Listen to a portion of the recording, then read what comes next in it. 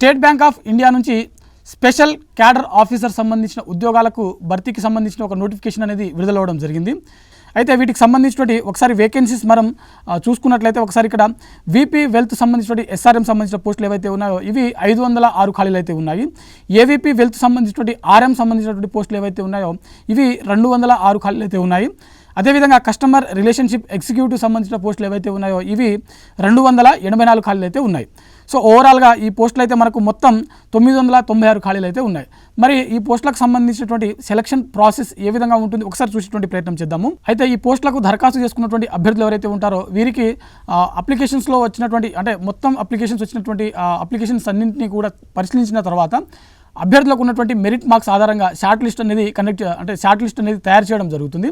ఎవరైతే ఈ షార్ట్ లిస్ట్లో ఉన్నటువంటి అభ్యర్థులు ఉంటారో వీరికి ఆన్లైన్లో కంప్లీట్గా మనకి ఇక్కడ నోటిఫికేషన్లో మెన్షన్ చేసినటువంటి విషయం ఏంటంటే కంప్లీట్గా ఆన్లైన్లో మాత్రమే ఇంటర్వ్యూ అనేది కండక్ట్ చేయడం జరుగుతుంది.